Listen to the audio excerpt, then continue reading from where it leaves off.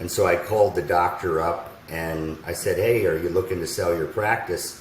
And he said, "That's interesting. I decided to retire yesterday." So, Wow. I said, "Oh, well, maybe we should meet."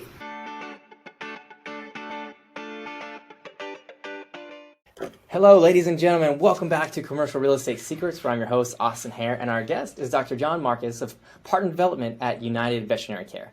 Now, they currently have 75 locations with another 20 under LOI, and this is rapid growth considering that they just started in June of 2019. So they're on a fast track for success. And John, it's great having you on the show today. Thanks for your time. Thanks, Austin. Pleasure to be here. Yeah, so cool. Yeah, you got a great story, kind of like me. You've done a lot of different things, bouncing all over the place, and so I love that. Obviously, your focus has been veterinary, and so how long have you been in the vet space, and what got you into that? Well, currently I graduated veterinary school in 1997. Always, since childhood, had an interest in animals and the health and treating animals. And that started at a very young age. My father had some racehorses growing up, and I had a couple of unique experiences as a kid that kind of pushed me further into the path I chose. Oh, you care to share any of those? Yeah, the one actually I was thinking about this. The one that came to mind. I was about 12 years old, and I had a slingshot in the backyard. And I was playing with it, and I accidentally or intentionally shot a bird. And I went over and I looked at the bird, and I was just had this visceral reaction with being upset that I had injured it. And I had my mom take me to an avian rehab center in South Jersey. And that just led into volunteering at that facility and spending summers there and treating all kinds of avian wildlife. Wow, And that's that cool. was, yeah. So causing damage to an animal is what caused you to get into a space that you reverse damage. It was, yeah. There was definitely a positive effect from a pretty negative experience. So is that over the course, like how long did it take you, working there or volunteering there to decide like, hey, this is what I want to do with my life? I just found myself doing tasks that were to most, not appealing, and you had birds that you were trying to help that truly didn't even want your help. They were, wild, and they were true. Some of the shorebirds, some of the raptors were trying to, damage you while you were trying to help them. And so, it was pretty soon after that. And then I started working at some veterinary facilities. I spent a lot of time at the racetrack too. And I knew from there, that it was something that I was going to do for the rest of my life. So I really, felt fortunate that I had that desire from there. Yeah. Yeah, it's good. Obviously in hindsight, it was good timing for the industry wise, right? So you said you went to vet school, and then did you know that you wanted to open up your own practice, your own clinic? Or was that something that just kind of I happened later? started out at Colorado State, and then I went to University of Pennsylvania for veterinary school, and I had a focus on equine reproduction. So I was very into breeding and understanding the genetics and the process of how you create or have the best likelihood of creating the most durable, fastest horse. And so that was my initial path. And due to a few other experiences that occurred, I took the direction of going to small animal with the intention truly of having my own business. Okay. All right. And so then how did you transition to that? I left Charlottesville, Virginia, and took a job out in Southern California in the Newport Beach area, and was working at a practice that a buddy from veterinary school, his uncle, owned, and kind of dove right into it, still focusing on mastering and learning basic surgery and care, but always with an interest of how businesses were being run. And I quickly moved on from that position, and actually, here's one of those other life experiences where I was working by myself at a startup practice, and I was working 70, 80 hours a week, and I was getting paid basically for, a 30 hour week. And so I went to my employer and I said, look, I love what I'm doing. I'm thrilled to help build this practice, but I feel that I should get compensated accordingly for what I was doing. And a few days passed, and the doctor came back to me, and I said, hey, what's your thoughts? And he said, I spoke with my wife about this, and she said she'd shoot you for a nickel. So that was my response, and I immediately said, I guess that's a no. And at the time, there was quite a shortage of veterinarians in the market in California. So I did a lot of relief work at about 40 to 50 different practices over the next year, purely to gain more knowledge and see what worked and what didn't work. So it sounds like that could have been a blessing in disguise, though. Him choosing not to pay you more essentially made you realize, like, okay, I need to get out of here. I need to sharpen my teeth, craft my skill, and learn how to do this on my own. 100%. It's you, I'm sure, have seen this in the directions you've headed, where there are certain people that want you to succeed, there are certain people that want you to do better than they're doing and just happy for you, and there's a far greater group of people, I think, that kind of want to keep a thumb on you and aren't really, you don't really have your best interests at heart. Yeah, and so, how did that play into your mentality as you were hiring people and hiring employees? My mentality was I wanted to be a good vet. I wanted to provide a healthy work environment where, any level from kennel attendant to technician to doctor would have the opportunity to move on and grow and have a positive experience. And I think the other big thing I gained from working at a lot of the practices was that quite a few of the vets nearing the end were very unhappy with their situation, and they were trapped and didn't enjoy what they were doing. And I never wanted to put myself in that position. So I think that's kind of what's led me in other directions and other businesses, to keep things fresh and try new things. Yeah, that's good.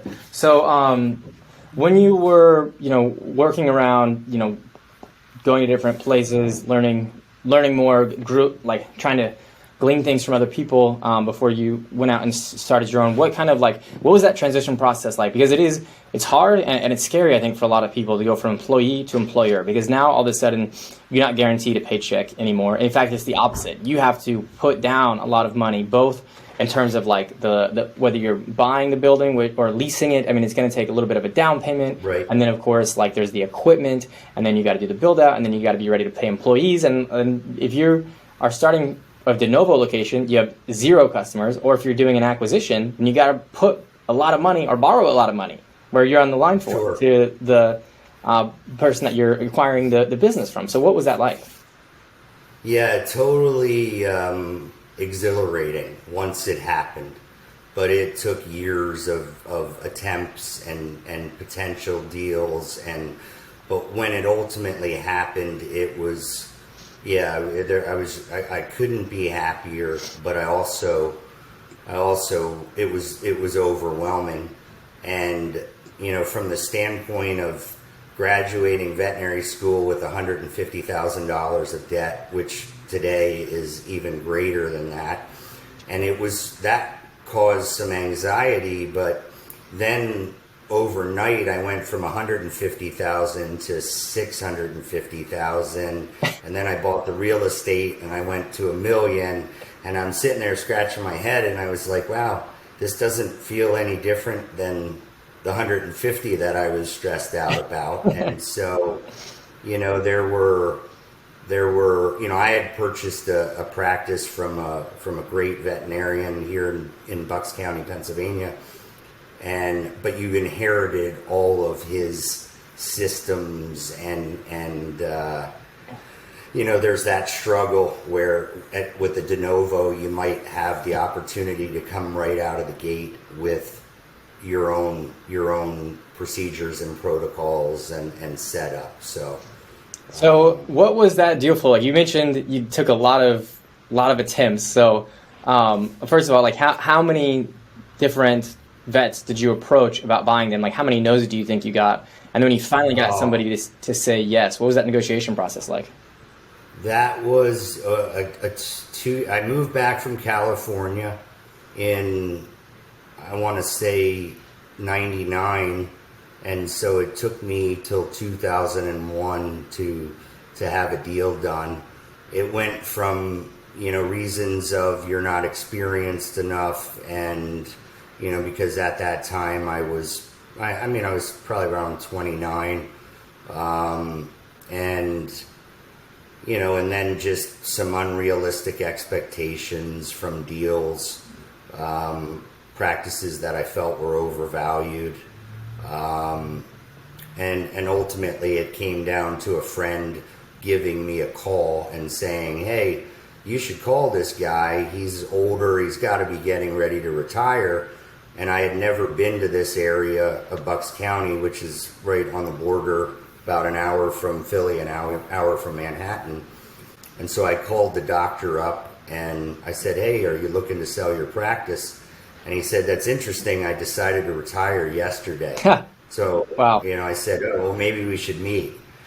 And, and then I came down and saw this horrific building from 1950 that was just kind of in shambles. And then I looked across the street and I saw a McDonald's and I was like, well, they spend a little time trying to figure out where to put those locations. So there's a positive here. It's got a great location.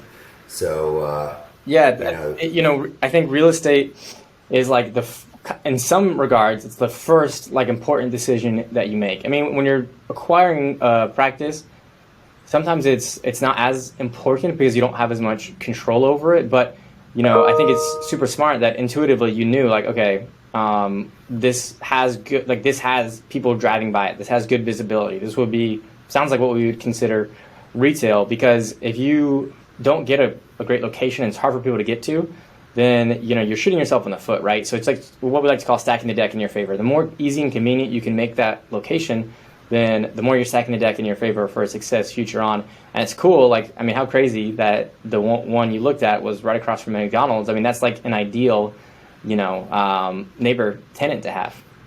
Sure. Sure. And there were plenty of people that walked away from the deal just based on the physical appearance of the building. So can we talk through like the deal structure, like what kind of multiple he was asking, and the revenues and stuff like that? Yeah, so it was a different world in 2001, but it was a small one doctor practice that was open, probably about 3 days a week. He preferred to be outdoors fishing and hunting, and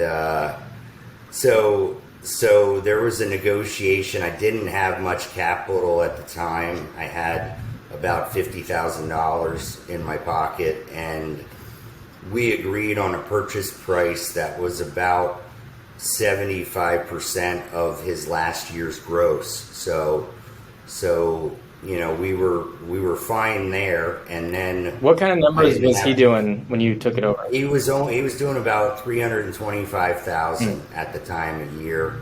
He raised his family in the house. He had moved on. He'd been a member of the community for years. So, had a really healthy following, but it was not his only source of income and or his priority as far as that goes. And then the real estate was, I didn't have the money at the time, so I set up a lease purchase with the real estate. And he owned the real estate too? That was through him? That was through him. The lease purchase structure was, I agreed to X for rent, and a portion of that would go towards the purchase price if I executed that within 24 months. And if I didn't, he got to keep that, and we could move on from there. So, and we were off by about $25,000, and I remember speaking to my godfather who was in a lot of different real estate investments, and I was about ready to walk away from the deal. And he said to me, is $25,000, when you think about this in 10 years, is that a life-changing number? He said, what's the number that's life-changing to you and basically said, don't be foolish. Yeah. And don't walk away from something just because you're paying a little bit more than you had hoped to. How did you guys negotiate the purchase of the practice? Did you have to take on bank debt, or did he do seller financing with you? No, that was another way that it worked. I didn't really have, he initially, I put down the $50,000, and he held a note for the rest at, I think it was about 10% for a 10-year note. So I paid him monthly from the revenues of the practice. Well, you said 10% interest? Yes. Wow, that's a good, so that's a great deal for him. Yeah, I know. Now I look back at it and I'm like, okay, but in the same breath, to quickly get bank financing and jump through those hoops, it just wasn't. Yeah. It wasn't an option at that time. So. Yeah, I mean, obviously it worked out for you as well, so it was definitely a win-win. Yep. No, it's been a great experience. If I look at it, again, I now see more that importance of the demographics of the population density, competition, and those factors in what size practice you're going to have, because you're really drawing most from about a 5-mile radius. So right. So what was your first thing that you did once you acquired it? Did you fix up the real estate and the curb appeal, or did you get to work on operations, or what exactly? Yeah, no, it was purely just some cosmetics. Got rid of the wood paneling and some of did a nice fresh coat of paint on the outside and a little landscaping. Are you doing this yourself, like, taking the hammer to the nail, or did you hire people, or what was that like? Some of it, Yeah. Some of it I was doing, but I was living above the hospital. Oh, okay. And and so I was there 24/7. So, but it was a slow process initially. It was just really Band-Aids on things. And it was a basically like a bank barn house where the hospital was in the basement, and then the living spaces were the second and the third floor A-frame attic, and the second floor was converted to where we did surgery and dentistries and the office. So, but yeah, no, one of my first days, I remember I sat down at this heavy metal 1960s or 50s desk that it would take 4 people to move, and I set my coffee cup down, and I tried to take my coffee cup off of the counter, and I couldn't pick it up because he would chain smoke in there. So there was tar Oh everywhere. my gosh. Yeah, no. It was, and again, it was a different time. And meanwhile, I still have a beautiful relationship with him. 20 plus years now. Where up until a couple of years ago, he would come in and still help me when I was going away, do Wow. some relief work, and yeah, really worked out well from the fact that I like those personal relationships Yeah. on top of the business. So Yeah. No, that's it. I think that's a good point too. Is like, it's about relationships. It's like we understand that from a personal level, like with our friends and our spouses and our children and that sort of thing. But for some reason, sometimes with entrepreneurs, like we see business relationships as transactional instead of relational, and it's like we want to, get the best deal or assert ourselves as the dominant party or whatever. But then what happens is you're not creating, long-term relationship. You might get one deal done or whatever, but like in your situation, you would have never been able to go back and rely on this guy to help you as you went out of town if you didn't develop a good relationship with him. no, I agree totally, and I think that these opportunities still exist for new grads, kids coming out of school now, and I mean there are fewer of them, but you're competing against major corporations that have immense purchasing power, and they're getting money for far less than 10% Yeah. currently. So I do think those opportunities exist, but one of the things that's drawn me to United is we're seeing kids now coming out of school with $250,000 of debt, and contrary to what most believe, a starting salary for a veterinarian is probably in that 70 to 95,000 range. Wow. And so That's a lot of debt for that salary. And the CEO of our company, who's a veterinarian, sees that we have the ability to wipe out that debt, give some of these new grads some good experiences, learn from other experienced veterinarians from the practices we're partnering with, and then in 3 years they're in a position where they're debt free.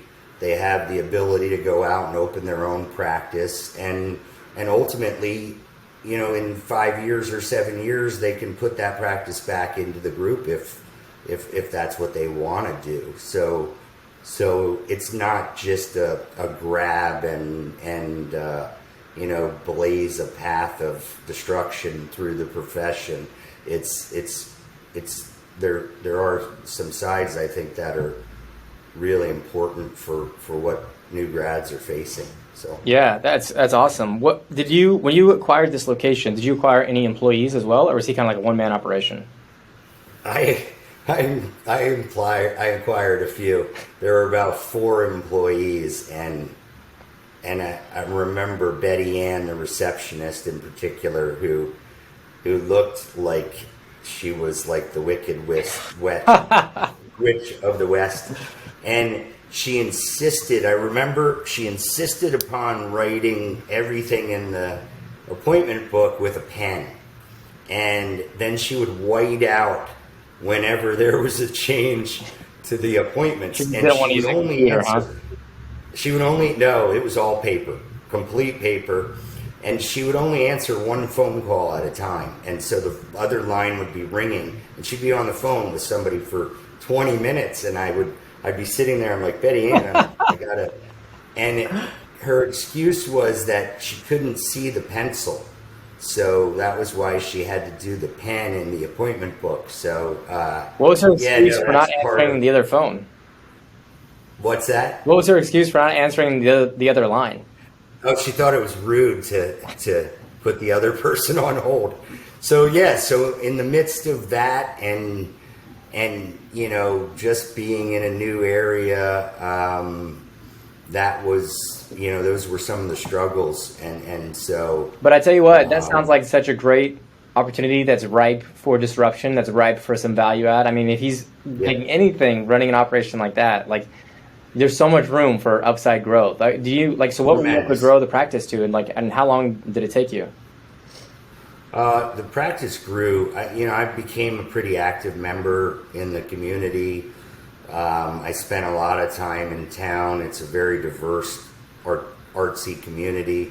A lot of New Yorkers are here, part-time and full-time. And Bucks County was always this major hub when people were traveling from New York to Philadelphia or vice versa. So, it just grew dramatically. I think I doubled the revenue within the first 7 to 9 months, and and that continued, really just based on my personality and the staff that we created, and but ultimately, there was a plateau with that. And that, I think, is primarily where you go back to the demographic side, where if this practice was 15 minutes from here and there were 20,000 residents, there probably would have been more of an opportunity to take that top line way higher. So, how long did you own this practice for before you sold it?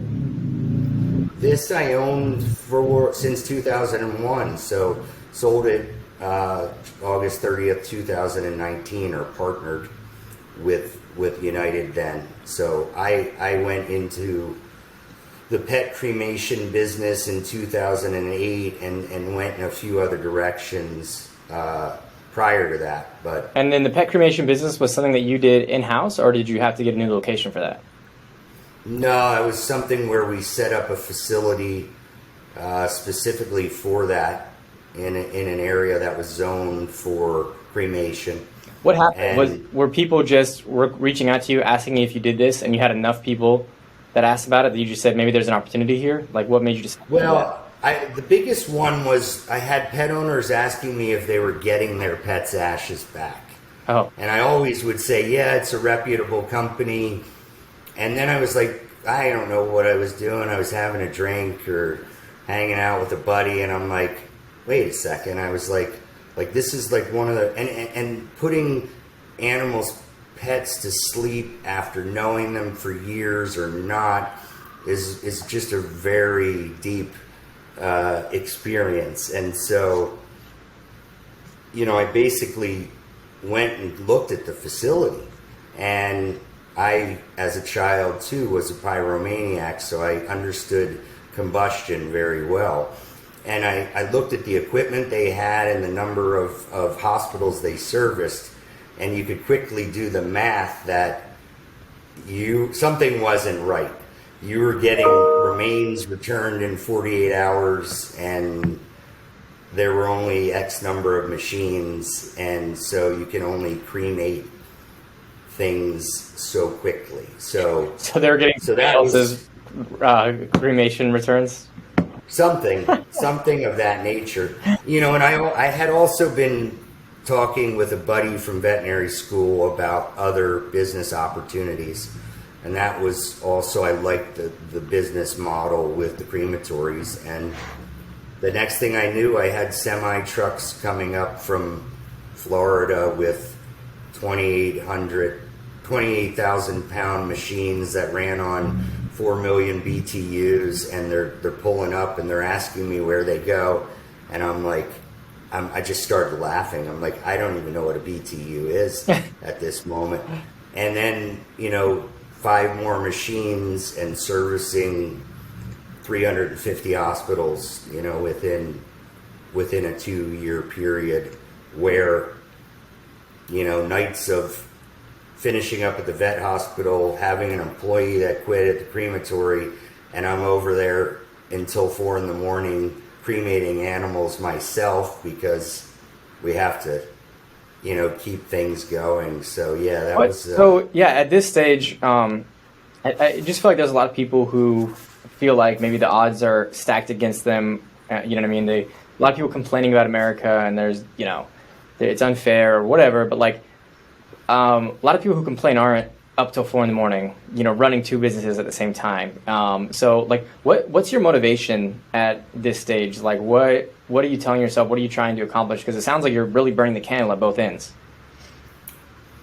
Yeah, I mean, I like trying new things. I like it just keeps you growing, and so and I've always enjoyed business. I like being involved with kids and adults, and putting those opportunities out there where basically saying, I mean, you can do this. It's just a matter of putting your nose to the grindstone and doing it, and also a little bit of luck. And so yeah, that's kind of the desire. Did you have family at stage at 2008? At 2008, I had my daughter is 14 years old. So now, so she was just born then, right? She was just born, and I was also just going through a very short first marriage, divorced. So, and now I have my daughter, and we have our daughter, and I have a 5-year-old son. So she spent a few days at the crematory with me. And she also was in surgery at the vet hospital quite a bit too. And so I would scratch my head some days, like, this is either going to work out where she's just amazing, or she's a serial killer. So, that's hilarious. And she's amazing. So, at what stage did you start getting into real estate? The first real estate was the veterinary hospital. Okay. And then it went into just my residence, and then it went into the crematory business. And did you buy the real estate for the crematory business as well, or were you leasing? Yeah, originally. Was that one of your criteria that you wanted to go in a place where you could own the real estate, or is it just the only thing that was available? Yeah, no, it was definitely a thought process. So, and especially with the veterinary hospital, and now that's a different discussion on which way to head with it, because most of the veterinary groups are just buying the business hospital and signing a lease with the owner of the building. Yeah, and that makes sense. Like, because we get this question a lot, should I buy or lease my location? The answer really is it depends, but there's a lot of things that it depends on, and one of those is like, what is your long-term goal for growth? Like, for people who want to grow the number of practices that they have, I mean, we're all limited by the number or the amount of capital that we have, right? And so if you are buying the real estate, commercial real estate requires 25, 30% down, and it's more expensive than residential, right? So you're going to come out of pocket a significant amount of money. That's less capital that you have to grow your business. And so when you put down pen to paper, are you getting a higher ROI from businesses, like acquiring businesses in your business operations, or the real estate? And chances are, if you're not focused on real estate, you're getting a much higher ROI on the business. And so, yeah, we usually coach, to lease it. Now, that being said, there's always different situations where it makes sense. But in general, if you are planning on doing one location and you want some form of diversification, yeah, owning your own real estate for that business is going to give you a lot of control over that. And you're also paying down the debt and building up the equity to have something when you retire. Sure. And to that point, I looked at a practice recently where the owner had set up a de novo practice, and it was a bank. It was beautiful renovation, and in 3 years, less than 3 years, they're grossing over $1 million with one doctor. So like you're saying there, the capital expense with the building is enormous in comparison to, those expenses associated with the vet hospital. And yes, the real estate market has changed, but they're not going to see that value from that real estate in the immediate future. So, right. So I guess yeah, deciding what is the best way to go there is important, you know. Right. So, okay, how did that? Because I know at some point you transitioned into residential real estate. So what got you into that?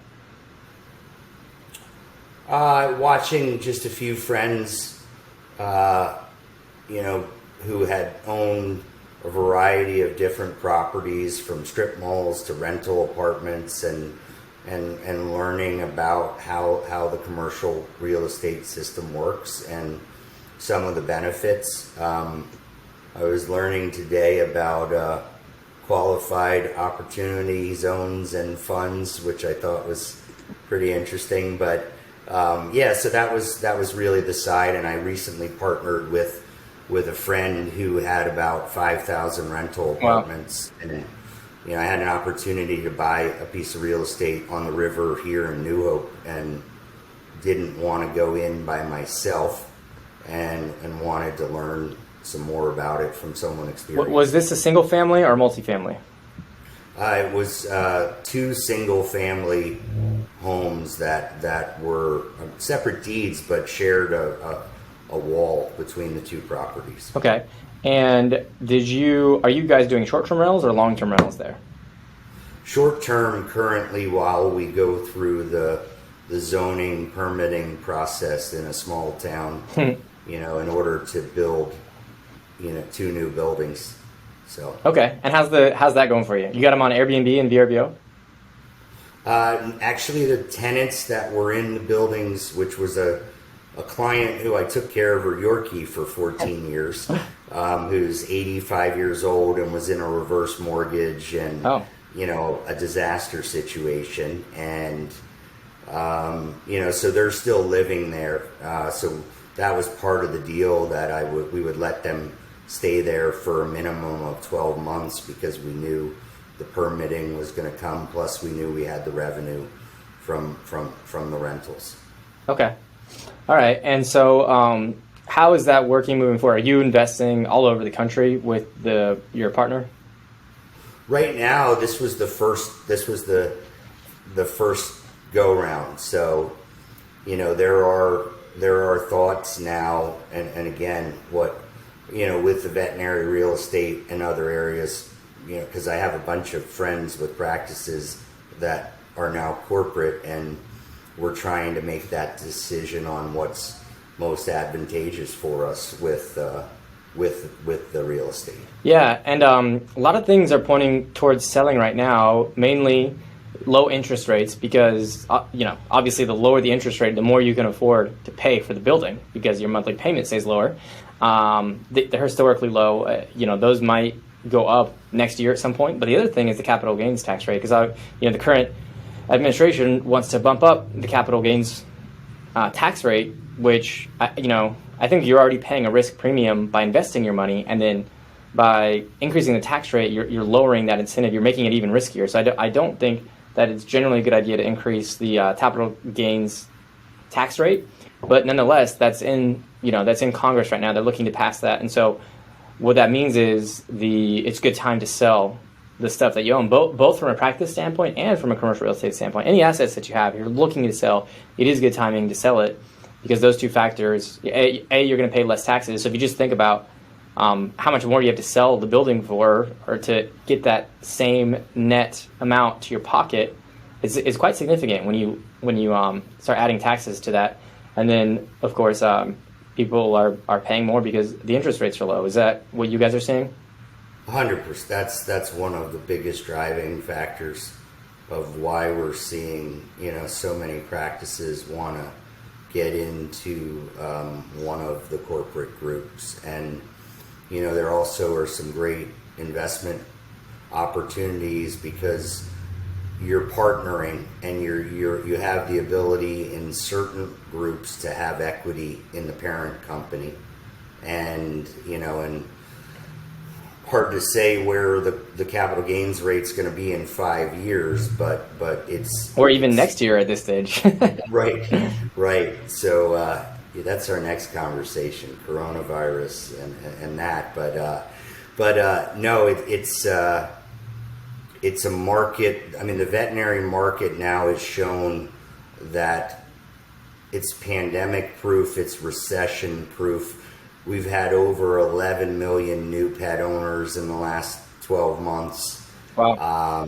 These practices are, bursting at the seam, which is good and bad because it's a big stress on your staff and that. So, but again, it seems like a pretty solid space to be in, and we know how people feel about their pets and that. So, Yeah. No, it all makes total sense.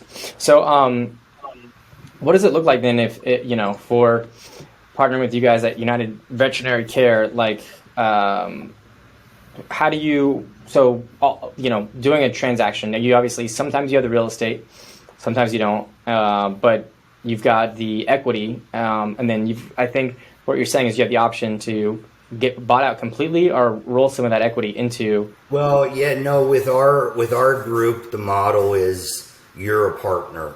So, we're not looking to come in and reinvent your practice. I mean, we're purely buying practices that are successful, that are profitable, and it's more about the character of the staff. And instead of looking at it as like, this is the end, I'm 60 or 70 and I want to retire and move on to sit on the beach, it's more of, I'm partnering with you, I'm going to agree to work for the next few years, and I care about my business, so I want to see that transition, go smoothly and not have wasted 15 years, 20 years creating this business, and then help with that transition and feel like you're a part of the group. So we have skin in the game, you have skin in the game, and we're going to provide advantages of economies of scale, and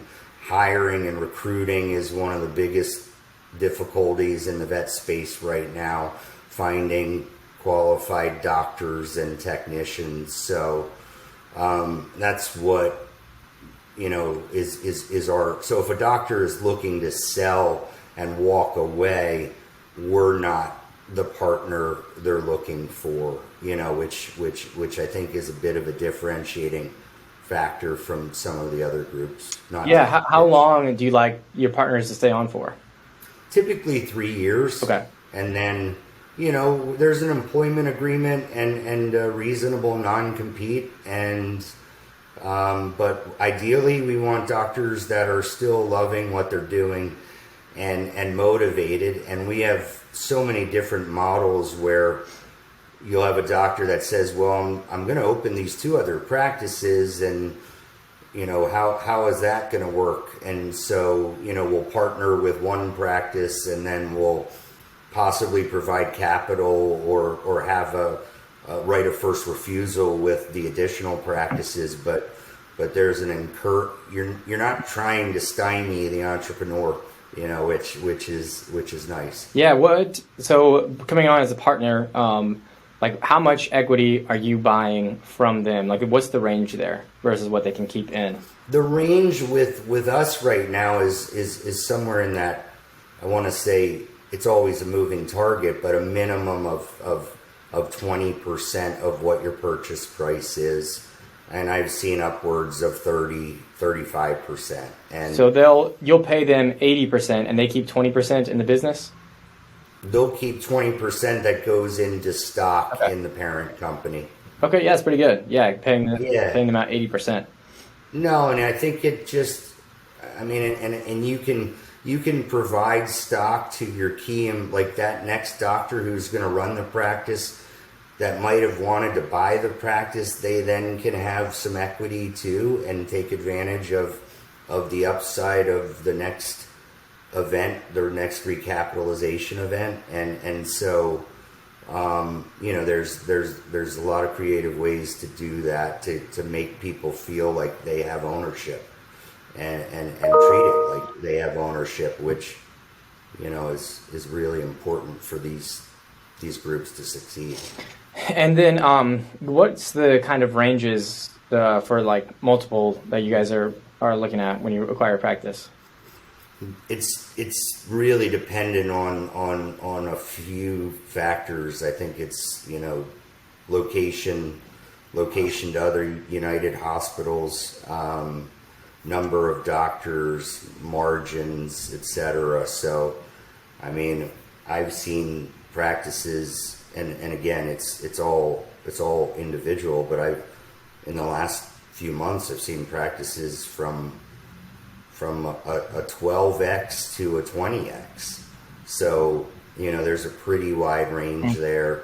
Obviously, the more desirable, the higher revenue, you're going to end up with higher multiples. But and it varies. There are aggregators now, brokers. Everybody's trying. They see what's happening in the vet space, so they're trying to aggregate and bring a few hospitals to market to increase the multiple with a fee. And so where you end up, I'm not sure exactly. Oh, I am, but not sure if it's worth it. Yeah, in my mind, it depends. If you're savvy and you understand, what EBITDA and what your practice is worth. But there are plenty of vets that, our business class in veterinary school was about as long as our nutrition class in veterinary school, which was like 10 hours. So it wasn't like you came out of veterinary school with a real good understanding of business and running a business. So yeah. And so, the when you're doing acquisitions, like we mentioned, the real estate is not really as important of a factor because they're popping up on your radar, based on their revenues or their EBITDA. So they've already done something right. The real estate is clearly working out for them. But how important is that to you? Because, we've seen this shift away from the office spaces, away from these kind of recessed medical, office centers into more of these retail, client-facing, high visibility, heavily trafficked areas where you're stacking the deck in your favor and you are making it easier and more convenient for the clients. Like, that's obviously the way of the future. Are the ones that you are acquiring, do they have this component figured out, or how do you guys process that? Yeah, there's a variety. I mean, I've looked at a couple hospitals recently that were just state of the art, just beautiful. Kind of felt like you're walking into a Starbucks as you're walking into the waiting room. And obviously quality of care is the most important, but when you're hiring and you're trying to draw, the most talented doctors and support staff, you want to have that bling or that comfortable work environment. So I think there's a huge need for a lot of these practices that were purchased 5 years, 10 years ago, or even now to get a facelift and also, you also now, have a doctor that's gone. They might still be taking a rent check in, but they're not at the building, and very hard to find anyone that cares about the building the way that you do if you own it. Mm-hmm. So those things continue to deteriorate. Do you ever run like vulnerability or competition analysis to see if it's worth it to relocate? I have not been a part of that. I would not be surprised if that's occurring in other groups, but I personally, again, we're so young. I don't, and we've been acquiring so quickly. And are having great growth at our current facilities that I don't think that's been a priority, but I know there are people there, especially with these shifts of population and shifts of growth in certain markets. I mean, outside the Phoenix market, you see hospitals that are set up and they have, just insane growth over a short period of time because of a need or an influx of people. Mm. Yeah. And so, just in general, what's your take on the real estate market right now? Because I know that a lot of people are talking about how it's overpriced, or we're going to see a correction, or, both in terms of commercial and residential. What are you doing, and where do you think it's going from here? Yeah, I mean, I think that everywhere I've looked, it seems like things are at the top of the market. I do feel that as far as veterinary medicine goes, I mean, it's a very solid tenant to have if you were looking at it in that respect. So, I do think certain areas are more people working from home, some of the changes with some of the vaccine mandates, etc. You might have even more people that are leaving the office space. So I guess I would have some concerns for some of these big urban areas that are, populated by companies where now more remote,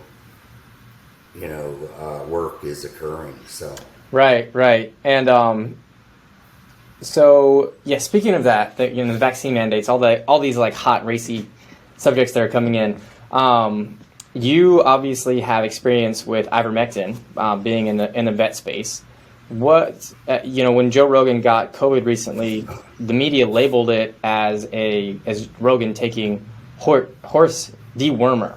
Do you think that is an accurate description of ivermectin? And what's your thoughts on that? yeah, no, that to me was I was just taken back by that. Obviously ivermectin it's a medication that's been around for decades. The discoverer of it won a Nobel Prize for it recently.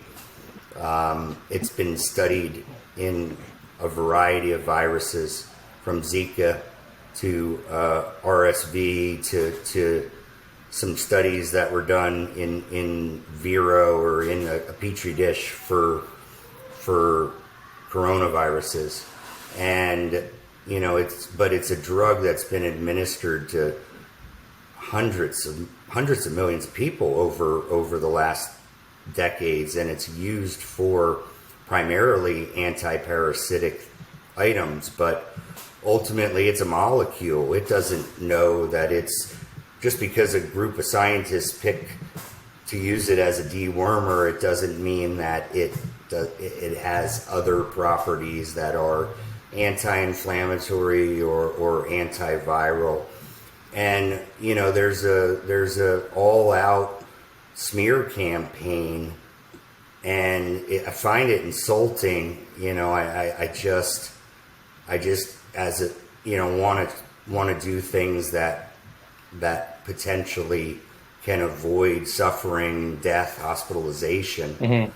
So when you put it on a simple risk versus benefit scale, regardless of vaccine, because it's not a substitute for vaccination, but if you're going to pick taking it on day one of infection versus taking a Tylenol, you're going to see that there are much greater benefits to that, and there's very, very little downside.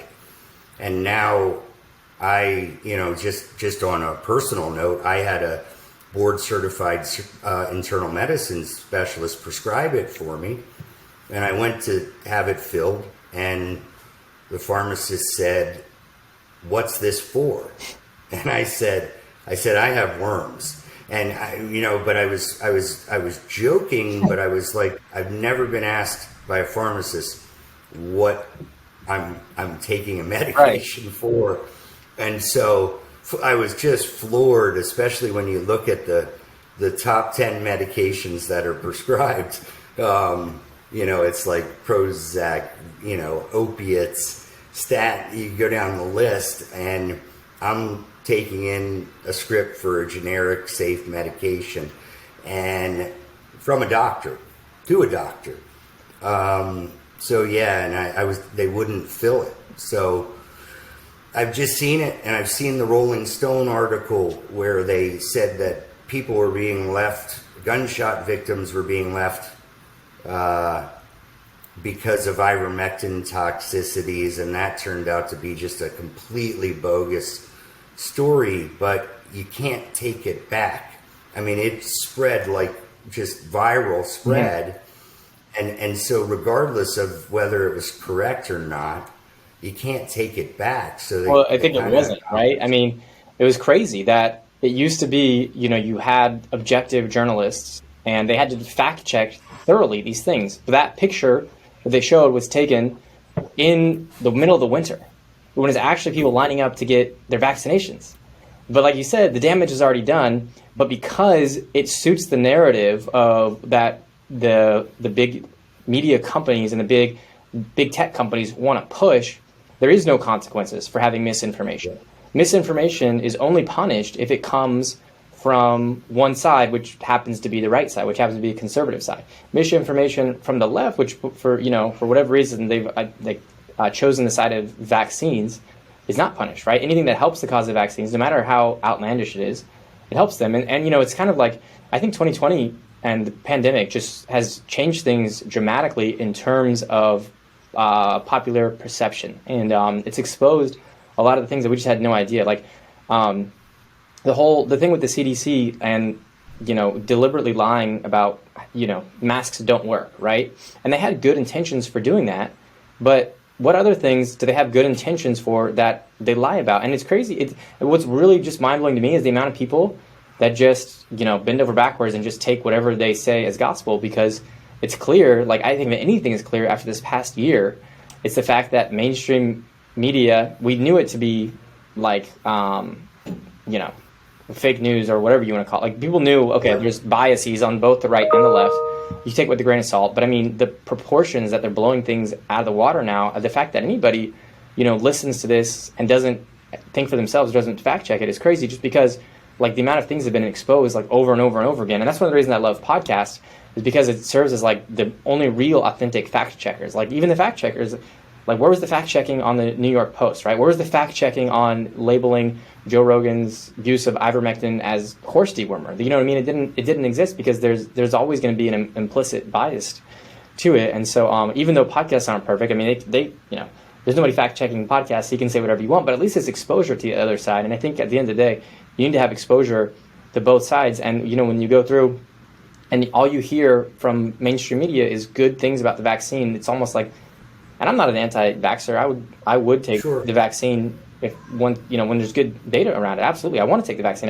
I've been waiting for some good data. But when all of the reports are positive, right? There has to be negative side effects, right? There just has to be. But when you can't find that, when the statistic is nobody was ever affected negatively, it's all been 100% positive. You're an idiot if you don't do it. Well, that's just not true, right? Like if I knew the actual negative side effects, what the truthful statistics were, and I could weigh that to the positive side effects, I'm much more inclined to put myself at risk when I really know the true risk. But if you're downplaying the negative side effects, then you've lost credibility. And how do I know that I can trust anything? And so it's been a crazy year, and it's been eye-opening.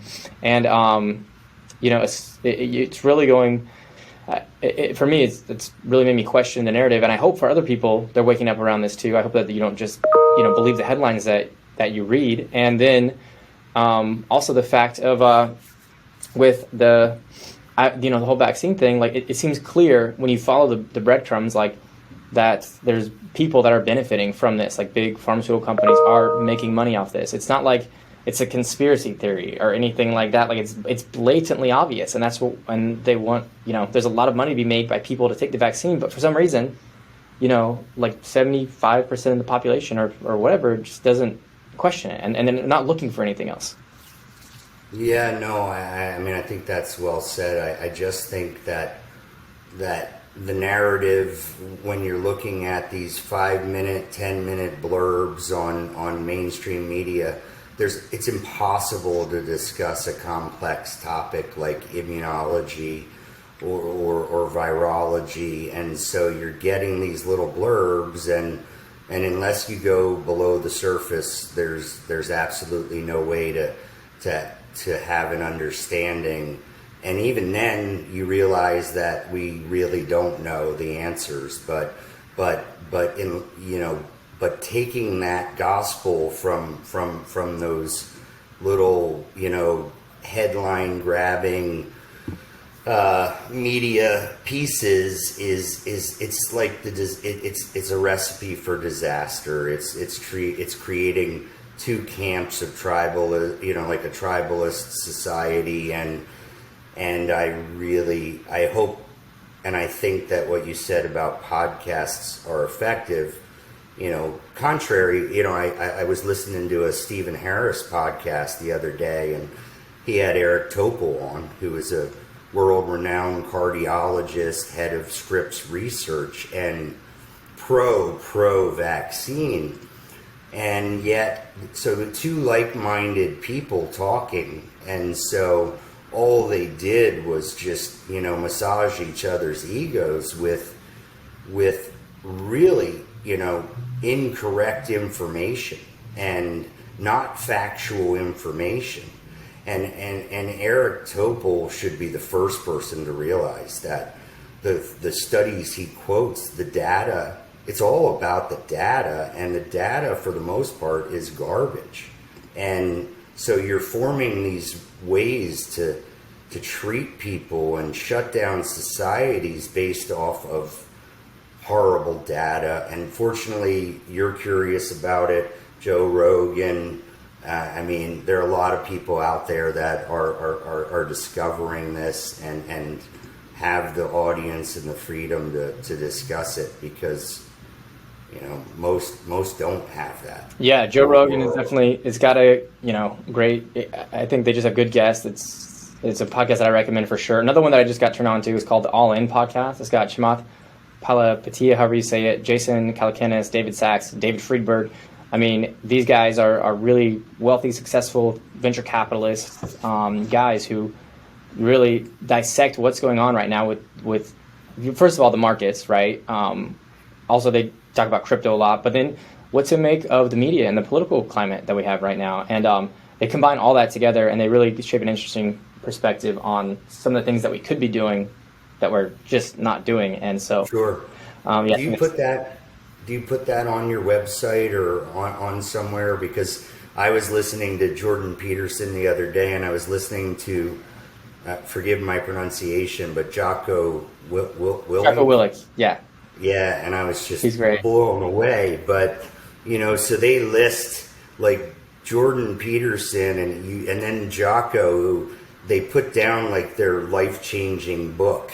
And so it's like you get this immediate guide to get to, something that is like the top or the most, accurate or influential piece that to these brilliant people.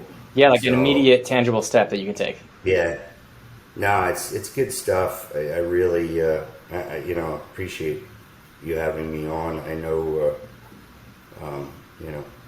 it's good. Yeah, and I appreciate it as well. I'm happy that you talked about, things like being a veterinarian. Obviously, things about ivermectin, right? Like, you are a credible source to talk about it and give your take on it.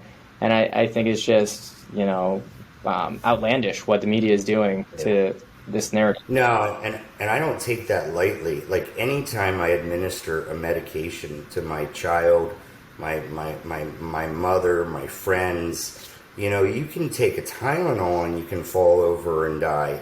So you obviously want to assess the risk versus the benefit. And again, I know personally 50 people that all took ivermectin within the first 72 hours of clinical symptoms, and there's not one that ended up in the hospital. And yeah.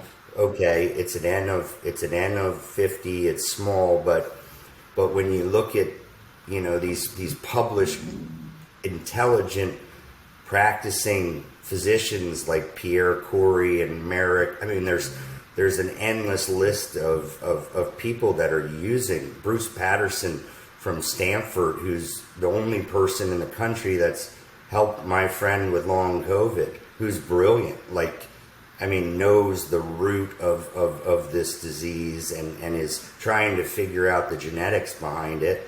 They all are behind ivermectin, and they're all vaccinated, they're pro-vaccine. Yeah. Exactly. That's what's crazy. Why does it have to be an either or situation? Like, why do you have to hate on ivermectin in order to get the vaccine? Like, you know what I mean? You know, It's the creating this polarization that's unnecessary. and again, Pfizer's getting ready to release, or they're in phase 3 studies of similar medications. So I do think that there is a financial gain, which, look, Right. we're all in business, but again, Yeah. But like, I and I agree, we're all in business, we all have to make a profit. But when you leverage the government or you leverage policies, I mean, that's no longer the free market, right? Like you are taking advantage of like political situations to force people to do something where there is no competition. And so like when you like are creating this narrative around the vaccine is the absolute only way, and there is absolutely zero side effects. That's not that, you're no longer playing with free market, right? You're manipulating the data. You're manipulating people. tremendously, and 50 years of amazing research on a feline coronavirus, FCoV, and feline infectious peritonitis, FIP, which are nearly identical to SARS-CoV and COVID, are completely ignored. It's, to me, is one of the biggest, just, it's criminal that 50 years of crazy smart people with amazing data on animals that have been sampled and followed for years and years is completely ignored. And so, that's just something I wish there was more of an openness between the veterinary and the human profession. I talk to doctors all the time, and I mention, feline coronavirus, and they look at me sideways. And meanwhile, it's almost the identical progression. And we just recently, not we, but there were doctors who've been studying this, a guy from UC Davis, Pederson, some people in Spain that came up with a medication that was originally from Gilead, and it actually cured a 100% fatal condition. But yet it just seems like ivermectin's the tip of the iceberg with what we're not hearing, and ultimately I think a lot of people are suffering because of it. And you got to dig deep. Look, everything you accomplish, it's amazing. It's like nothing came easy. And if you really want to know what's going on, you have to dig. Yeah, I agree. I think it's part of the problem is it's hard to find truth. It's hard to find data. It's hard to find the real research. You know what I mean? And you have to spend a lot of time and do a lot of homework doing it. And people just don't want to, or they don't have time to. No, and I get it, but I just wish people would open their minds a little bit more and see both sides. Right. So. Exactly. Yeah. It just that's the thing. It's like you just hope people question things, right? I mean, that's good. And that's why, that saying, "Oh, I believe in science." I'm like, does somebody out there somewhere say they don't believe in science? Like, what is that about? Because the definition of science is that you question things. You have a scientific hypothesis, and you bring that against the current staple of knowledge. And there is no consent. It's not like this. It's not like science all agrees with each other. By definition, they don't agree with each other. And so it's such a ridiculously redundant statement to me. Yeah, if you question Anthony Fauci, you're questioning science. No, I know. Yeah, you have to question science. You wonder why there's skepticism. Anyone with a brain is like, wait a second. It's... And I had plenty of teachers like that. You'd say, hey, so why are we supposed to do that? And it was like, because I said so. And it wasn't like they gave you the whole science behind what their decisions were, and that just fosters more and more skepticism. But I do think the depth that people like Bruce Patterson and other doctors out there are going, there are going to be some amazing cures that come out of this for cancers and other things. I think there's a crazy amount of knowledge that's being gained. Yeah.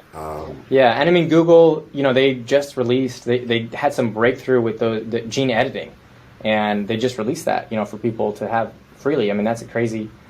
No, it really is. I think they'll get to the bottom of why, if you and I get the same virus, you have a severe reaction and I don't have any signs. I think they'll find a genetic reason for that, or other reasons that might be environmental, and which is all good. It's just, I don't see why we have to torture and let people die in the meantime to figure that stuff out. Right. So, right. Yeah, no, there's been a ton of innovation, and especially in the healthcare space, that's been unlocked over these past 2 years, as we poured a ton of, and that was definitely a benefit, pouring all these resources into figuring this out. I mean, figuring out the mRNA, like, that has so much huge upside potential that it is really exciting to think about what we could be doing 5-10 years from now. I heard somewhere that somebody was giving a speech and they said, hey, if you're in this room and you're able, you're under a certain age listening to me speak, you're going to live to 150 because of all the different. I know. I think we were born a little like 20 years too early, but if there's a way to get in touch with Jocko, if they mandate that my 5-year-old needs a vaccine, I'm going to need some of his Navy SEAL experience because it's just not going to go well, Yeah, I mean, I hope they don't. So hopefully that's just a hype piece, right? Like, to get people upset. I mean, me, I'm okay, but you have a new baby. Yeah. I have a 5-year. It's like I just wanted to leave my kids alone. I think we're both capable of making an educated decision on what is in our best interest and our child's best interest. Yeah, so I agree. This has been great. I know we've jumped all over the place, but I love it, and I love conversations like this. So you did mention earlier having the book recommendation was really cool. Do you have any books that you'd like to recommend anybody that were influential on you? Wow, I didn't. I have a teacher and some great writings that I had a teacher, Temple Grandin, at Colorado State University, who's autistic and amazing. So she has quite a bit of. Her whole idea is about, instead of this old school top-down thinking, you need to think bottom-up when you're in the midst of a crisis. So Temple Grandin, anything, that she's put out is some of the stuff that's really motivated. Okay, and you said that's Grandin? Grandin. She's a teacher from Colorado State. There's actually a great HBO show that Claire Danes plays Temple Grandin. Oh, nice. And it's amazing. She's responsible for redesigning most of the slaughterhouses in the United States, because she thinks visually. She's made them more humane for the animals, and just a brilliant person. So that's great. And then what about podcast recommendations? I know you said Jordan Peterson. Anybody else? Yeah, my list right now, and again, I'm new to the podcast venue. I would say that my top list right now are Joe Rogan, Jordan Peterson, the Bob Murphy Show, when I want to learn about Austrian economics. I just started a recent one called The Smartest Doctor in the Room. And those are my big ones. The Jordan Peterson stuff is just exhausting. It's so good, and it's which is like critical thinking, right?